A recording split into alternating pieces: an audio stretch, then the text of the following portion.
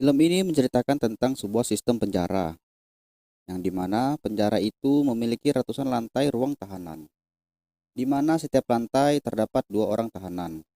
Semakin tinggi lantai bangunan, maka semakin kecil angkanya. Dan uniknya, bangunan itu memiliki lubang tepat di tengah-tengah ruangan tersebut, di mana para tahanan dapat melihat tahanan lainnya di lantai bawahnya. Dan lubang itu digunakan untuk menyalurkan makanan untuk semua tahanan. Yang bikin ngenes adalah di mana para tahanan yang berada di lantai terbawah terkadang tidak mendapatkan makanan sedikit pun, sehingga terjadilah kanibalisme di antara para tahanan tersebut. Nah, untuk lebih jelasnya, silahkan tonton video berikut ini.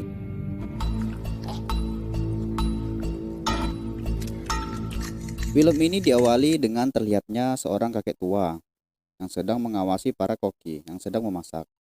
Bak dapur restoran bintang 5, kakek itu sibuk mengecek makanan yang dibuat para koki demi kesempurnaan masakan tersebut. Lalu scene pun beralih, di mana terlihat seorang pria baru saja terbangun dari tidurnya. Dan di seberangnya terdapat seorang pria tua misterius yang sedang menyebutkan lantai 48. El hoyo. Lalu pria tua itu berkata, ini selalu dimulai setiap awal bulan. Jadi pertanyaannya, apa yang nantinya akan kita makan? Mendengar itu, pria tersebut balik bertanya, apa yang akan nanti kita makan? Lalu pria tua itu menjawab, makanan sisa dari penghuni lantai atas. Karena mereka berada di lantai 48, itu berarti mereka akan memakan sisa makanan dari 47 lantai sebelumnya. Gak kebayangkan memakan sisa makanan dari seseorang saja, kita pasti akan merasa jijik dan ogah. Apalagi harus memakan sisa makanan dari 94 orang. Itu dikarenakan di atas mereka terdapat 47 lantai, di mana setiap lantai berisi dua orang tahanan. Kembali ke pembahasan. Lalu pria itu berjalan ke depan. Dan benar saja, terdapat sebuah lubang yang sangat dalam. Lalu ia mendekati pria tua tersebut untuk saling mengenalkan satu sama lainnya. Dan dari situ, kita mengetahui nama pria tersebut adalah Goreng. Dengan songongnya, pria tua itu lalu menyuruh Goreng kembali ke tempat tidurnya. Dengan santuy, Goreng pun menjauhi pria tua tersebut. Nuestros nombres, ya que vamos a estar mucho. Sí, nuestros nombres. Lalu karena mereka sudah terlanjur menjadi teman satu sel, pria tua itu pun berbicara, kita akan bersama dalam jangka waktu yang lama, atau hanya sebentar. Lalu ia pun menyebutkan namanya, terima kasih. Di sela-sela perbincangan mereka, tak lama kemudian, lampu yang berada di tembok penjara itu yang tadinya berwarna merah kini berubah menjadi hijau. Melihat itu, terima kasih pun mengambil bantalnya lalu mendudukinya dan mengambil stand. Sementara Goreng hanya bertanya dan mencari informasi kepada terima kasih. Lantaran terima kasih adalah tahanan lama di penjara ini. Lalu tiba-tiba saja muncullah sebuah lift yang terlihat seperti melayang, melewati lubang tepat di ruangan tersebut. Dan betapa terkejutnya, di lift itu terdapat hidangan yang terlihat acak-acakan, dengan piring dan mangkok kaca yang berserakan. Tanpa berlama-lama, terima kasih pun langsung melahap hidangan itu dengan sangat rakusnya, seperti sudah beberapa hari tidak makan. Melihat itu, Goreng pun merasa mual dan jijik. Ia hanya berdiri dan melihati pria tua itu melahap makanan yang ada di depannya. Lalu Goreng pun menghampiri hidangan itu dan hanya mengambil sebuah apel dan menyimpannya untuk dimakan beberapa jam kemudian. Tak berselang lama, lampu hijau pun kembali menjadi merah dan hidangan itu pun perlahan turun menuju lantai bawah dan seterusnya. Di detik-detik terakhir, terima kasih pun meminum sebotol anggur, lalu melemparkan kembali botol tersebut, lalu meludahi hidangan itu. Melihat kejadian itu, Goreng pun geram dan berkata, mengapa kau berbuat begitu? Terima kasih pun menjawab, itu untuk penghuni lantai bawah. Karena orang-orang penghuni lantai atas pun pasti melakukan hal yang sama. Sungguh perilaku yang sangat menjijikkan. Lalu tiba-tiba Goreng pun merasa suhu udara di ruangan itu menjadi panas. Terima kasih pun menjelaskan bahwa ruangan itu akan semakin panas sampai kita akan menjadi abu. Atau suhu akan berubah menjadi sangat dingin sampai membeku. kecuali kau membuang apel itu. Lalu Goreng pun membuang apel itu. Dan benar saja, suhu ruangan itu pun perlahan kembali normal.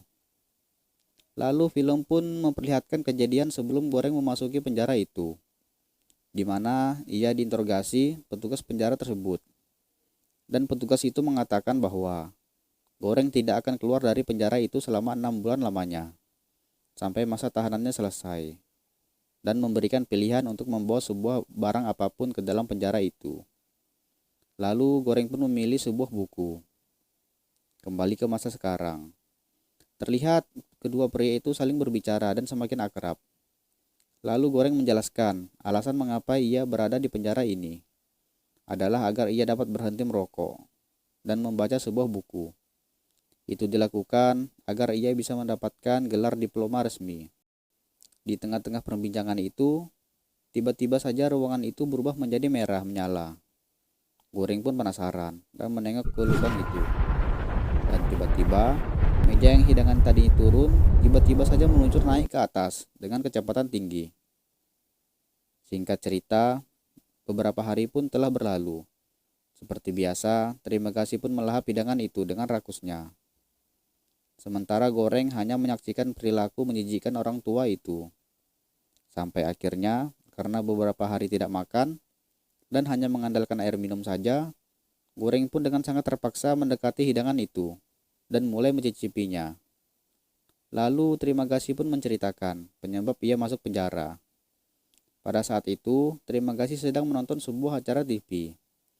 Lalu entah karena apa, ia pun emosi dan melemparkan TV tersebut keluar apartemennya. Tanpa diduga, TV itu mengenai seorang imigran gelap di bawahnya hingga tewas. Karena kejadian itu, ia pun jatuhi hukuman penjara selama 1 tahun. Lalu petugas penjara itu mengizinkan terima kasih untuk membawa barang apapun. Lalu ia pun memutuskan untuk membawa sebuah pisau Samurai Plus. El Samurai Plus. Mendengar penjelasan itu, Goreng pun sedikit merasa waspada. Karena teman satu selnya memiliki sebuah pisau yang sewaktu-waktu bisa mengancam dirinya. Ditambah lagi, pria tua itu memiliki sifat yang aneh dan tidak berperi kemanusiaan. Kemudian Goreng pun bertanya kepada terima kasih, sudah berapa lantai yang sudah ia tempati? Lalu terima kasih pun menjelaskan bahwa selama ia di penjara ini sudah pernah ditempatkan di beberapa lantai.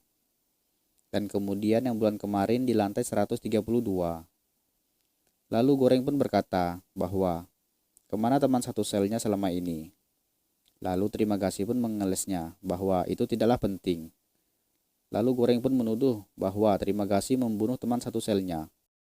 Di tengah perbincangan itu, tiba-tiba saja lift makanan pun turun di ruangan mereka. Dan diketahui nama wanita itu adalah Miharu. Lalu Goreng pun berkata, mengapa wanita ini berada di sini? Terima kasih pun menjawab bahwa Miharu selalu pergi ke bawah demi mencari anaknya yang hilang. Lalu Goreng pun menunjukkan rasa kasihan kepada wanita itu dan ingin menolongnya.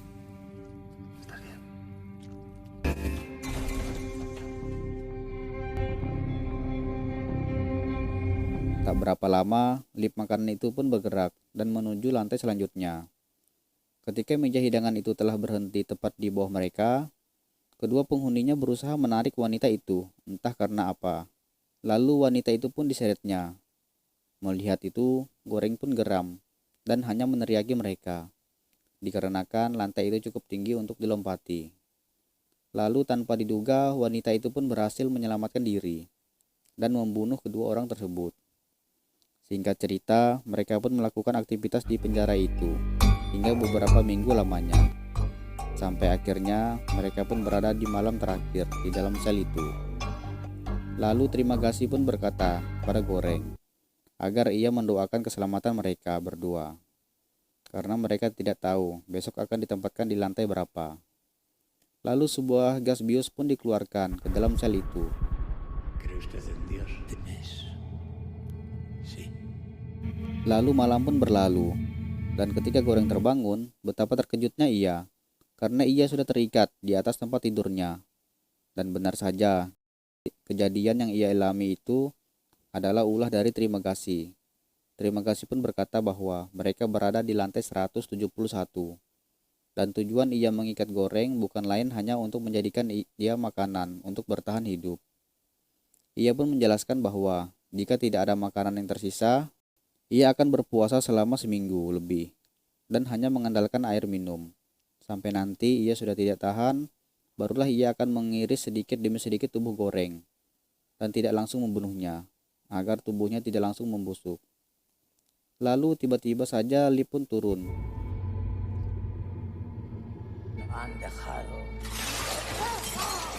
Dan benar saja, tidak ada makanan sedikit pun yang tersisa. Bahkan penghuni lantai atas tidak menyisakan tulang sedikit pun. Melihat kejadian itu, Goreng pun semakin histeris.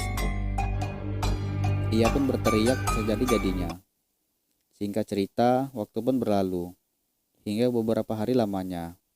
Sampai saatnya terima kasih sudah tidak tahan lagi, dikarenakan ia tidak memakan apapun selama beberapa hari belakangan ini. Lalu terima kasih pun mulai melancarkan aksinya. Dimulai dari mengeris tipis-tipis daging bagian pahanya. Sontak saja Goreng pun berteriak kesakitan. Dan di waktu yang bersamaan, lip makanan pun turun bersamaan dengan Miharu yang menumpang di atasnya. Ketika wanita itu melihat keadaan Goreng, ia pun langsung menolongnya dengan menghantamkan kepala terima kasih dengan sebotol kaca. Dan itu dilakukannya mungkin karena waktu itu Goreng pernah berniat membantunya dan menaruh rasa kasihan kepadanya. Lalu Miharu melepaskan ikatan Goreng dan memberikannya pisau milik terima kasih. Tentu saja Goreng tidak menyia-nyiakan kesempatan itu. Ia pun membalaskan dendam dengan menusuk-nusuk terima kasih dengan beringas. Singkat cerita, terlihat Goreng terbaring lemas di atas tempat tidurnya. Sementara Miharu sedang memotong organ dalam terima kasih dan memakannya. Terlihat juga Miharu memberikan sedikit daging itu kepada Goreng dan memberikannya minum. Lalu ketika meja hidangan itu datang, Miharu pun ikut menumpanginya dan melanjutkan pencariannya ke lantai bawah. Kemudian beberapa hari pun telah berlalu. Dikarenakan tubuh Goreng yang sangat lemas, ditambah lagi kejadian naas yang sudah ia lalui, Goreng pun mulai berhalusinasi dan melihat arwah bayangan terima kasih. Dan terima kasih pun terus menghasutnya agar Goreng mau memakan bangkai tubuh terima kasih. Dan di saat itu pula, Goreng sedang memakan bangkai dari mayat itu demi bertahan hidup. Singkat cerita, setelah 1 bulan lamanya, dan dikarenakan teman satu kamarnya sudah tewas, secara otomatis Goreng pun dipasangkan dengan seorang yang baru, dan di lantai yang baru pula, tepatnya di lantai 34. Dan Goreng pun mendapat teman seorang wanita yang bernama Imoguri. Dan ia pun membawa seekor anjing yang diberi nama Remeses. Mengingat setiap para tahanan diizinkan untuk membawa barang apapun, maka wanita itu memilih seekor anjing. Dan yang mengherankan, wanita itu mengetahui nama Goreng. Dan ternyata wanita itu adalah seorang petugas yang bekerja di penjara itu. Imoguri masuk ke dalam penjara itu dan menjadi tahanan adalah atas kemauannya sendiri, secara sukarela. Lalu Goreng bertanya, ada berapa lantai kah gedung ini? Wanita ini menjawab, ada 200 lantai lebih. Lalu Goreng berargumen, makanannya tidak akan cukup untuk 200 lantai. Imoguri pun menjelaskan bahwa jika para tahanan bisa berbagi dan memakan makanan secara adil, maka makanan itu akan cukup untuk semua orang. Maka dari itu, gedung ini dibuat secara vertikal, agar para tahanan dapat dilatih, agar dapat menumbuhkan rasa solidaritas. Lalu beberapa saat kemudian, dip makanan pun datang. Akhirnya Goreng pun dapat memakan makanan yang lezat untuk 1 bulan ke depan. Di sudut lain, terlihat Imoguri sedang memakan sedikit makanan, lalu menjatahkan sedikit makan pula untuk penghuni di bawahnya, agar semua makanan itu cukup sampai ke lantai dasar. Lalu lip makanan itu pun turun ke lantai selanjutnya. Sesampainya di bawah, para tahanan di lantai itu langsung memakan makanan itu dengan beringas dan sangat rakus. Melihat itu, Imoguri berusaha menjelaskan bahwa ia sudah menyiapkan 2 piring makanan untuk 2 orang dan menyuruh tahanan itu melakukan hal yang sama untuk tahanan lain di bawahnya. Tetapi para tahanan itu tidak menggubrisnya dan malah mencaci maki wanita itu. Keesokan harinya, Imoguri pun melakukan hal yang sama. Ia menyisihkan makanan ke dalam 2 piring untuk 2 orang dan berharap tahanan yang lainnya mengikutinya. Tetapi tetap saja usahanya sia-sia belaka. Hingga beberapa hari pun telah berlalu. Wanita itu tetap melakukan hal yang sama, tetapi tetap saja tidak membuahkan hasil. Melihat kejadian itu, Goreng pun sedikit kesal dan berniat membantu Imoguri. Lalu Goreng pun mengancam, jika tahanan yang di bawahnya tidak mematuhi perintah Imoguri, Goreng akan menghancurkan makanan dan bahkan membuang kotoran di atasnya setiap hari. Mendengar ancaman itu, akhirnya tahanan itu pun menuruti perintah wanita tersebut. Singkat cerita, keesokan harinya, ketika lip makanan itu datang, tanpa diduga, di atas lip itu terlihat Miharu yang sedang sekarat. Sepertinya ia habis berkelahi di lantai atas. Lalu Goreng dan Imoguri pun berusaha menolong wanita tersebut. Singkat cerita, ketika malam tiba, entah apa yang merasuki tubuh Miharu. Ia dengan tega membunuh anjing kesayangan Imoguri, sehingga mereka berdua pun terlibat perkelahian kecil.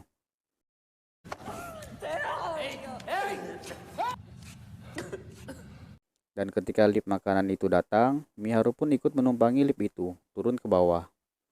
Lalu Imoguri pun menjelaskan bahwa Miharu adalah wanita yang sedikit error, karena Imoguri lah yang menyeleksi wanita itu. Dan ia datang ke penjara ini sendirian. Dan anak yang dicarinya selama ini tidaklah nyata. Anak itu hanya ada dalam hayalannya saja. Dan Imoguri pun menjelaskan, alasan ia menjadi sukarela di penjara itu karena ia mengidap penyakit kanker stadium akhir. Dan di akhir sisa waktunya itu, ia ingin menolong para penghuni gedung itu.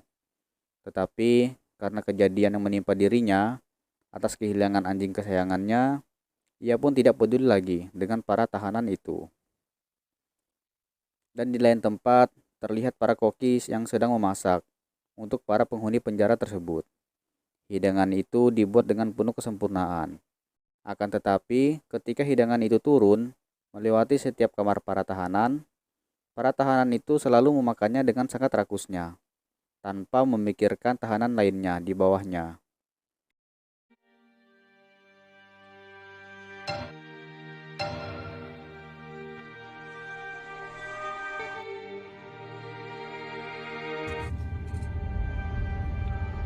Lalu kembali ke Goreng. Terlihat ia sedang menikmati makanannya, melakukan tindakan yang seperti yang dilakukan Imoguri, untuk membagi dan menjadahkan makanan untuk 2 orang di bawahnya. Lalu ia pun berbicara dengan Imoguri dan menyuruhnya makan, karena hari ini adalah hari terakhir ia berada di ruangan itu.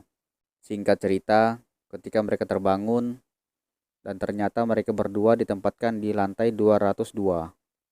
Tetapi karena tekanan batin, ditambah lagi ia ditempatkan di lantai 202, Imoguri pun memilih untuk mengakhiri hidupnya.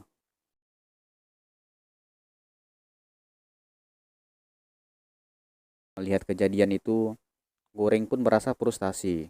Sampai-sampai ia berhalusinasi, melihat Trimagasi dan Imoguri hidup kembali, dan terus memprovokasinya, agar Goreng memakan jasad dari Imoguri. En verdad os digo, mi cuerpo, idiota, está hablando con el Mesías. Oh, mierda. ¿Cree usted que tapándose los oídos? Setelah beberapa saat, lift makanan pun datang. Dan benar saja, tidak ada jejak makanan sedikit pun di meja itu. Dan hanya menyisakan pecahan piring dan gelas saja. Lalu waktu pun terus berjalan, sampai beberapa minggu lamanya. Terlihat Goreng hanya memakan sobekan kertas untuk mengganjal perutnya yang kosong. Karena Goreng sudah berada di ambang batasnya, ia pun dengan sangat terpaksa mengiris dan memakan bangkai dari wanita itu. Setelah 1 bulan lamanya, hingga sampai saatnya ia pun terbangun, dan syukurlah, ia berada di lantai 6. Dan ia ditempatkan bersama seorang pria negro yang bernama Baharat. Terlihat Baharat berteriak-teriak dan merayu agar penghuni lantai 5 mau membantunya untuk naik ke lantai atas. Baharat berambisi untuk bisa mencapai lantai atas untuk kabur dari penjara ini. Sementara penghuni di lantai 5 ialah seorang pria dan wanita yang sepertinya tidak menyukai keinginan Baharat. Tetapi Baharat selalu berharap agar penghuni lantai 5 mau membantunya. Dan Baharat berkata bahwa ia hanya ingin lewat, karena tujuannya ialah lantai teratas. Kemudian penghuni lantai 5 pun menyetujuinya dan membantu Baharat. Ketika Baharat memanjat dengan menggunakan suntas tali, dan ketika ia hampir tiba di atas, tiba-tiba saja wanita itu langsung membuang kotoran tepat di wajah Baharat. Sontak Baharat pun berteriak karena merasa jijik, dan ia pun terjatuh. Untung saja Goreng langsung menangkapnya, sehingga Baharat tidak langsung jatuh ke lantai dasar. Tak lama kemudian, lift makanan pun turun. Tentu, makanan yang datang masih terlihat rapi dan bersih, karena baru disentuh beberapa orang saja. Singkat cerita, terlihat Goreng sedang berbicara dengan Baharat. Ia meminta agar Baharat membantunya untuk ke lantai dasar, karena ia tidak akan sanggup jika sendirian. Lalu Baharat pun menolak, karena mereka sudah berada di lantai 6, dan Baharat pun mempunyai ambisi untuk memanjat hingga ke lantai teratas. Lalu buat apa mereka ke lantai bawah? Lalu Goreng menjelaskan bahwa ia ingin membagi makanan untuk semua penghuni penjara dengan cara menumpangi lift makanan tersebut. Dan ketika lift itu sudah mencapai lantai dasar, mereka akan tetap bertahan di lift itu sampai lift tersebut naik kembali ke lantai teratas. Mendengar itu, Baharat pun menyetujui rencana Goreng. Singkat cerita, mereka pun memulai rencana mereka dan membuat senjata dari kerangka besi tempat tidur mereka. Ketika mereka mulai turun, mereka berdua mulai mengancam para tahanan untuk menjauhi lift makanan, karena makanan ini akan mulai dibagikan mulai dari lantai 50. Dan mereka pun mulai menghajar para tahanan yang ingin mengambil makanan tersebut.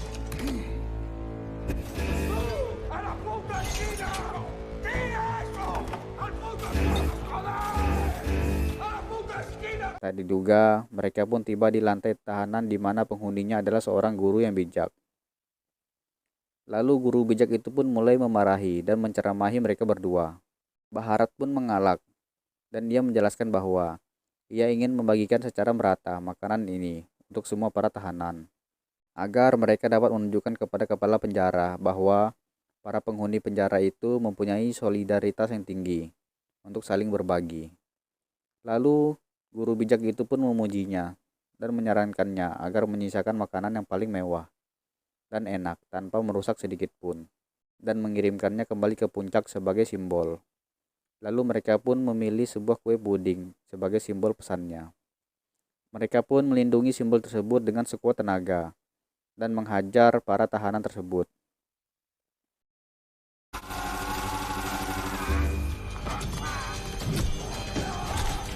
Ketika mereka sudah berada di lantai 51, mereka pun mulai membagikan makanan tersebut secara merata.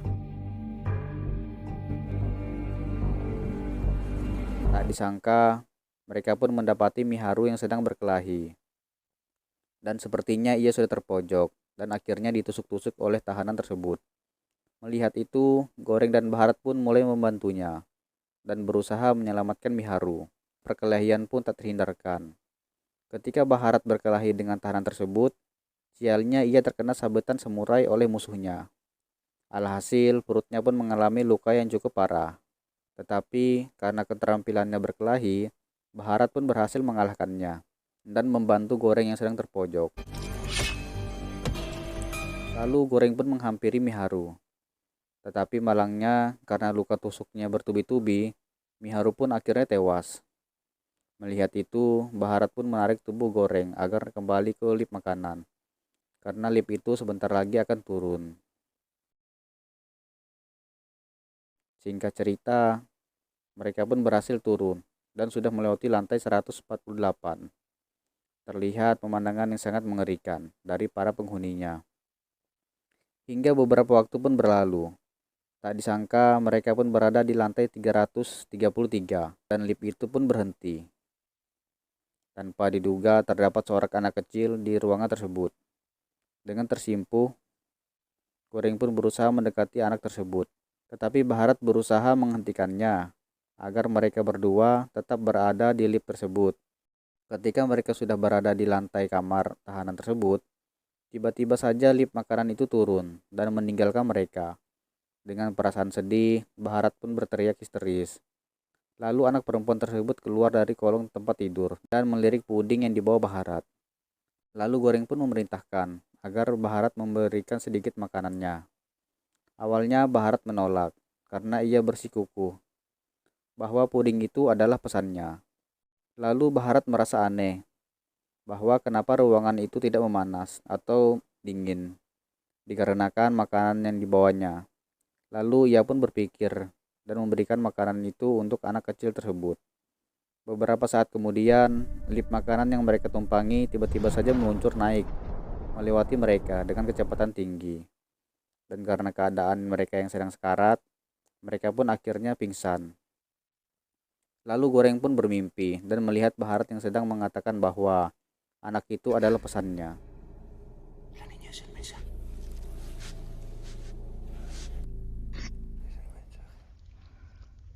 Ketika Goreng terbangun, ia pun mendapati Bharat yang ternyata sudah tewas karena luka sobek di perutnya. Singkat cerita, keesokan harinya, Goreng yang masih tersadar lalu membawa anak kecil itu ke atas lift makanan yang baru saja datang. Lalu lift itu pun mulai bergerak turun hingga ke lantai dasar.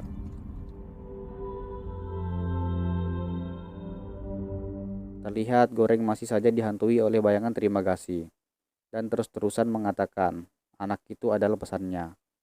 Dan beberapa saat kemudian lift itu pun meluncur naik dan membawa anak itu dengan kecepatan tinggi. Dan film pun berakhir.